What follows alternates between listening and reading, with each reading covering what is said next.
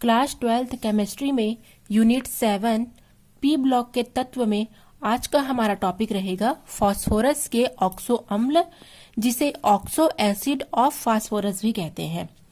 ठीक है, तो चलिए पढ़ना स्टार्ट करते हैं। फास्फोरस अनेक ऑक्सो अम्ल बनाता है। फास्फोरस के ऑक्सो अम्ल के नाम, सूत्र, ऑक्सीकरण संख्या, संरचना और क्षारकता निम्नलिखित है। तो सबसे पहले हम लोग फास्फोरस किसके बारे में बेसिक नॉलेज लेंगे। फास्फोरस का परमाणु क्रमांक होता है 15। तो इलेक्ट्रॉनिक विन्यास यदि ज्ञात करेंगे तो होगा 1s2 2s2 2p6 3s2 3p3 3p3। यह हो गया फास्फोरस का इलेक्ट्रॉनिक विन्यास।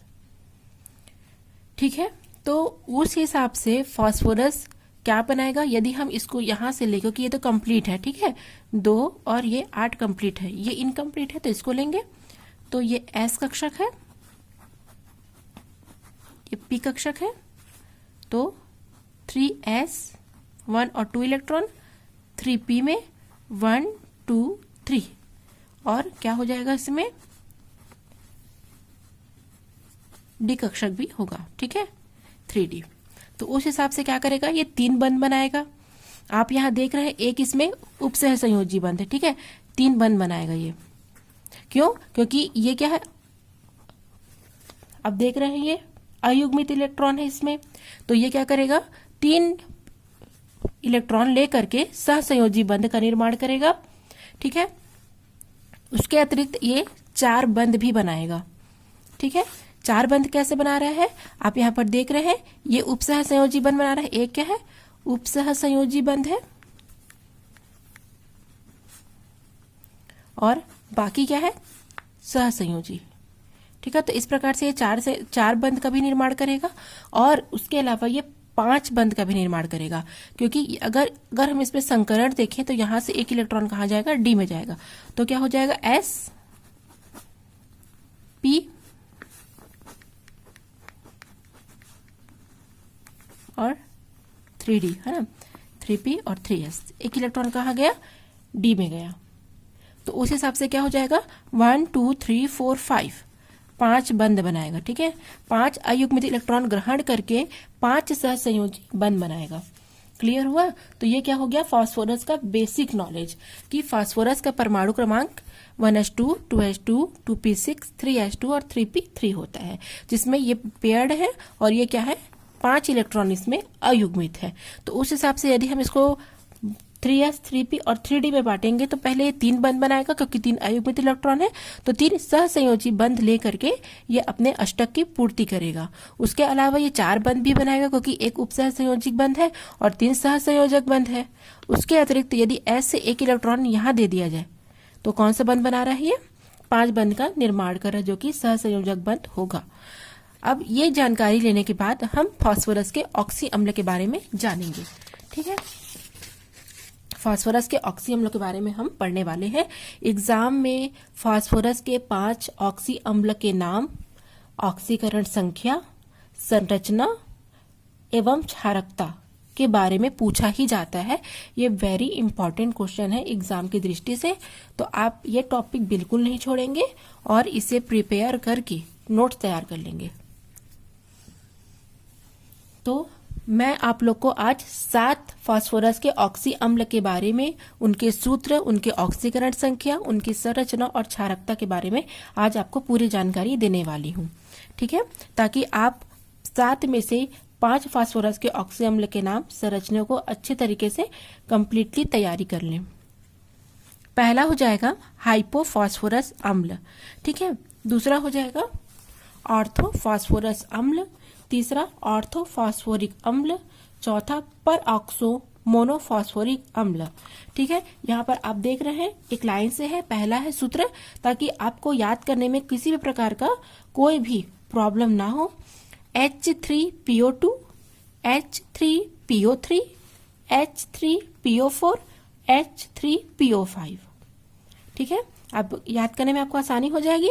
आपको बस ये नाम याद रखने हैं, हाइपोफॉस्फोरस अम्ल, आर्थोफॉस्फोरस अम्ल, आर्थोफॉस्फोरिक अम्ल, पर ऑक्सो मोनोफॉस्फोरिक अम्ल।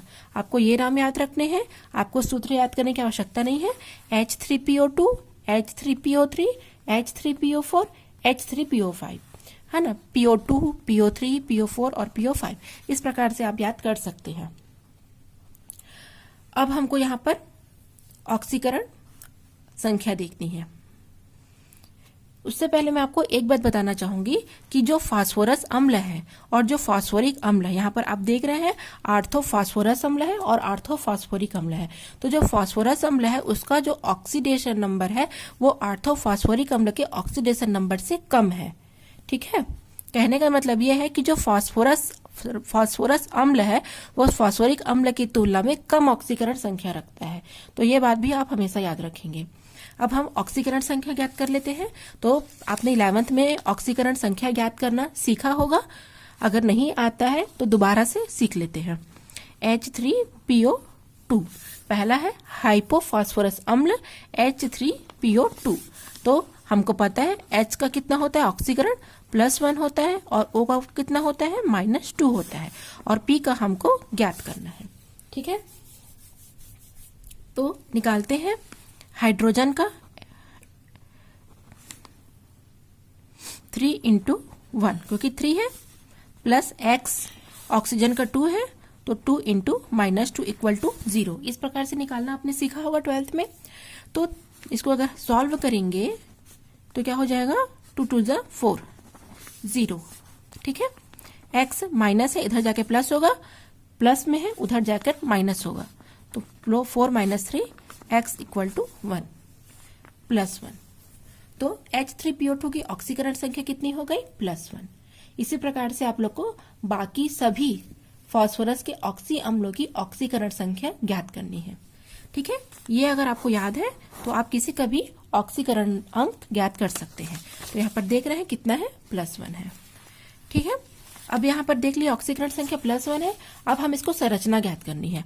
तो संरचना क्या होगी, PO2, मतलब आपको एक बात इसमें आपको याद रखना है, ठीक है, कि फास्फोरस में चतुष्फल की परमाणु होते हैं जो 4 परमाणुओं से जुड़े होते हैं। ठीक है, जिसमें P डबल बॉन्ड O एक ये रहेगा ही। ठीक है, एक ये रहेगा ही। इसको बताने से पहले मैं आपको पहले नियम बता देती हूँ। ये फास्फोरस के ऑक्सी अम्ल के थोड़े से नियम है। फास्फोरस के ऑक्सी अम्ल में जो फास्फोरस परमाणु होता है वो sp3 संकरित अवस्था में रहता है, और ये चतुष्फल की जो फास्फोरस है वो 4 परमाणुओं से जुड़ा रहता है, जिसमें कम से कम एक तो P डबल बॉन्ड O यह आपका रहेगा ही, और दूसरी इकाई होगी POH। ठीक है, कुछ अम्लों में PP बॉन्ड, OO बॉन्ड और PH बॉन्ड सम्मिलित होंगे। तो केवल POH बंध ही क्या होगा, आयनित होगा, और अम्ल की क्षारकता उसी से निर्धारित होगी। ठीक है, क्योंकि क्षारकता किसे कहेंगे, क्षारकता का मतलब होता है OH समूह। जितने OH समूह उसमें जुड़े होंगे वही उसकी क्षारकता होगी।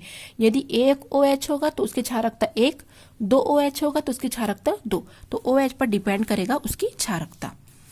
मेटा शब्द अगर है तो उसका मतलब ये है कि जल के एक अणु की कमी से मेटा शब्द यूज किया जाता है। पायरो शब्द कब प्रयुक्त होगा और किन अम्लों के लिए प्रयुक्त होगा, जो 2 अणुओं को गर्म करने पर एक जल के अणु की कमी से प्राप्त होते हैं। हाइपो शब्द ऑक्सीजन की संख्या मूल अम्ल से जब कम होती है तब हम हाइपो शब्द का यूज करेंगे, और परऑक्सो अम्ल में OO बॉन्ड बनता है। ठीक है, तो अब आपको पता चल गया संरचना। एक OH है इसलिए क्षारकीय एक क्षारकीय होगा, जितने OH समूह जुड़े होंगे वह अम्ल उतना ही अधिक क्षारकीय होगा।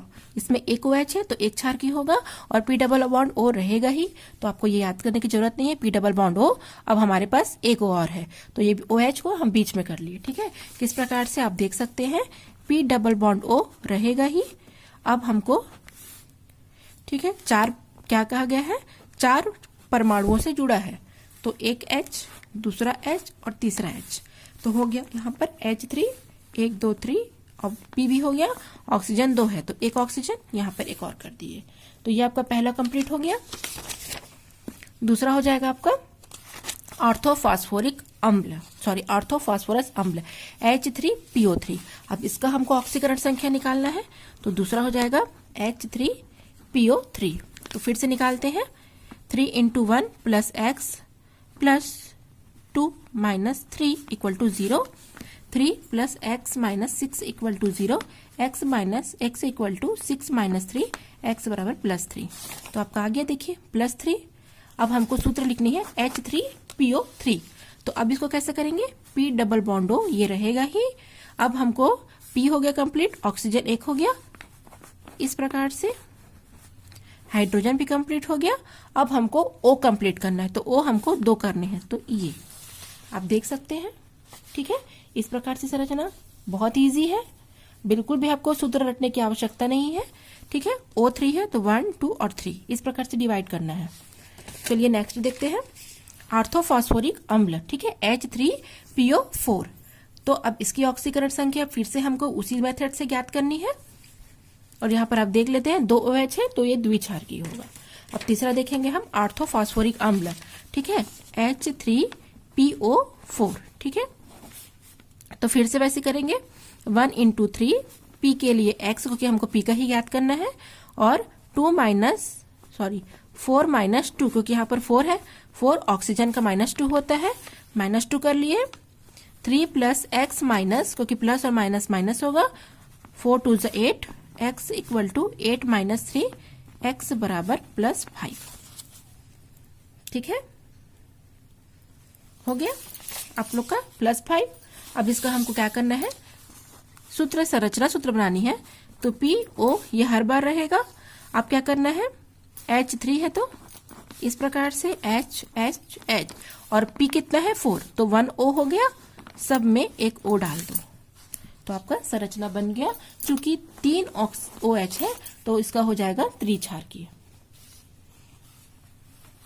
फिर है अगला है परऑक्सो मोनोफॉस्फोरिक अम्ल। इसका थोड़ा सा आप लोग को समझना पड़ेगा। ठीक है, क्या है, 4H3PO5, इसको थोड़ा समझना पड़ेगा। 1 × 3 + x + 5 × -2 = 0। ठीक है, तो 3 + x - 10 = 0, तो x बराबर 10 - 3, x = +7। लेकिन यहां पर इसकी ऑक्सीकरण संख्या +5 होगी, ना कि +7। इसका भी कारण आप सुन लीजिए, क्योंकि फास्फोरस में केवल 5 ही अयुग्मित इलेक्ट्रॉन रहते हैं, तो 7 तो इसको ऑक्सीडेशन स्टेट हो ही नहीं सकता, किसी भी सूरत में नहीं हो सकता।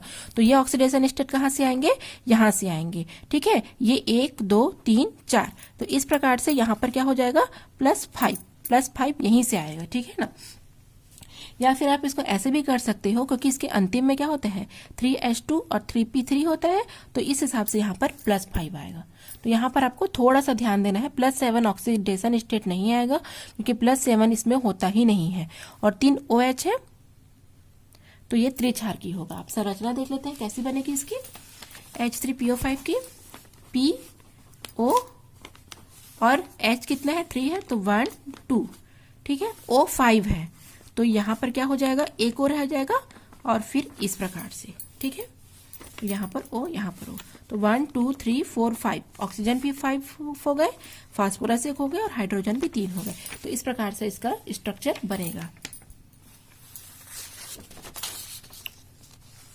उसके बाद पायरोफॉस्फोरस अम्ल, हाइपोफॉस्फोरिक अम्ल और पायरोफॉस्फोरिक अम्ल। ठीक है, तो अब इसका क्या हो जाएगा सूत्र, H4P2O5, H4P2O6 और H4P2O7। इसमें भी H4 और P2 सब में रहेगा। ठीक है, सब में सिमिलर है, आप देख रहे हैं H4P2, H4P2, H4P2, नाम यहाँ O5, O6 और O7 हो जाएगा। ठीक है, H4P2O5, H4P2O6, H4P2O7। अब इसका भी ऑक्सीडेशन स्टेट निकालेंगे हम।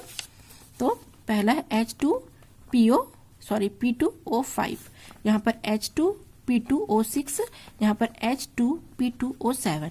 इसका निकालना है हमको, तो कैसे निकालेंगे, 1 × 2 + x 2x + 5 2 = 0, तो 2 + 2x - 10 = 0, 2x = 10 - 2, 2x equal to 8, x equal to 8/2, x equal to 4। तो कितना आ जाएगा इसका 4।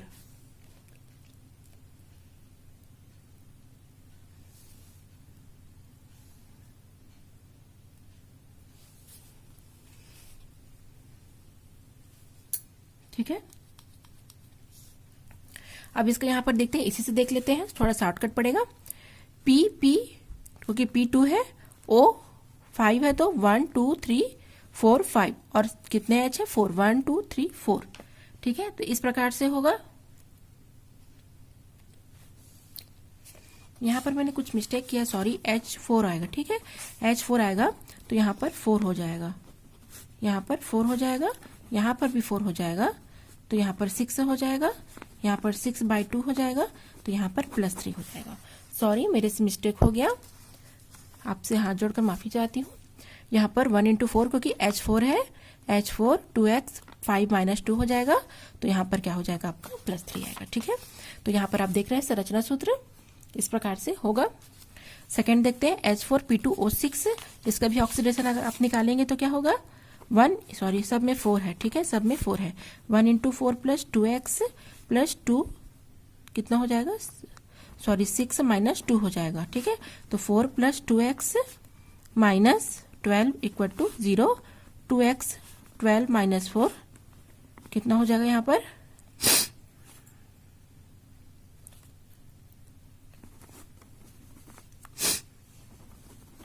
यहाँ पर आपका +4 हो जाएगा। ठीक है, और यहाँ पर कितना होगा, यहाँ पर 4 + 2x और यहाँ पर 14 हो जाएगा = 0, तो 2x 14 - 4 हो जाएगा, तो 2x 10x 10/2, तो x +5 हो जाएगा। ठीक है, +5 +4 आप देख सकते हैं, तो यहाँ पर +4 +5। अब संरचना देख लेते हैं, क्योंकि यहाँ पर 2 हाइड्रोजन है, 2 डाइहाइड्रॉक्साइल समूह है, तो द्विक्षार की होगा।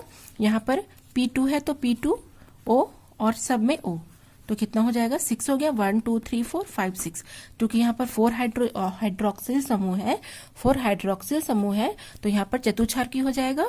और यहाँ पर आप देख सकते हैं OH OH OH इस प्रकार से संरचना होगी। 7 है तो एक OH यहाँ से जोड़ेगा, यहाँ पर भी 4 हाइड्रोक्सिल समूह है, तो यहाँ भी चतुक्षार की हो जाएगा। तो इसमें क्वेश्चन आते हैं 5 फास्फोरॉक्सी अम्ल के नाम, सूत्र, ऑक्सीकरण संख्या, संरचना और क्षारकता। तो आप कोई भी 5 याद करके तैयार कर लेंगे। ठीक है, थैंक्स फॉर वॉचिंग।